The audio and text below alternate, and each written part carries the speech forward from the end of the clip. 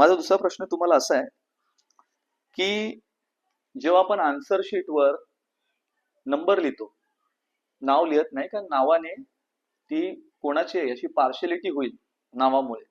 आणि मग त्याला हवे तसे मार्क दिले जातील. म्हणून आपण तिकडे आपल्याला मिळालेला नंबर आपण तिथे लिहितो उत्तरपत्रिकेवर.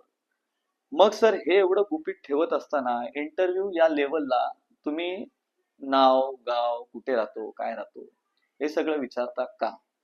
आणि हे सगळं विचारून जर तुम्हाला असं वाटतं का की हा आपल्यातला माणूस आहे किंवा आपल्या साईडचा माणूस आहे, मग ही पार्शलिटी होत नाही का निवडताना? तुम्हाला काय वाटतं?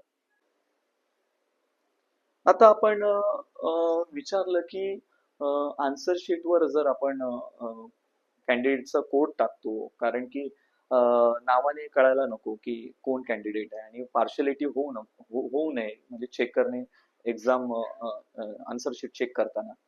तर इथे आल्यावर आम्हाला त्याचं नाव, ऍड्रेस, कुठे राहतो, त्याच्या बोलण्यावरून, भाषेवरून आम्हाला कळतं.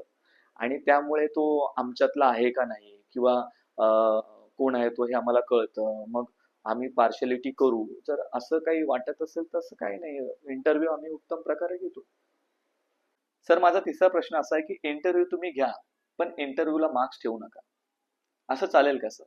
कारण सर इंटरव्ह्यू मध्ये कुठेतरी पार्शलिटी होते असं दिसून येतं सर. आणि जर तुम्हाला निवडायचं असेल तर ते मार्क्स सिस्टमवर निवडा, पण मार्क्स साठी एक्झाम ठेवा. इंटरव्ह्यू घ्या, इंटरव्ह्यूला मार्क्स ठेवू नका सर.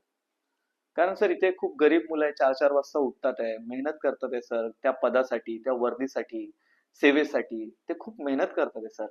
तर इंटरव्ह्यू मध्ये कुठेतरी पार्शलिटी होते किंवा होईल असं दिसून येते सर. तर त्यामुळे इंटरव्ह्यू घ्या, पण इंटरव्ह्यूला मार्क्स ठेवू नका.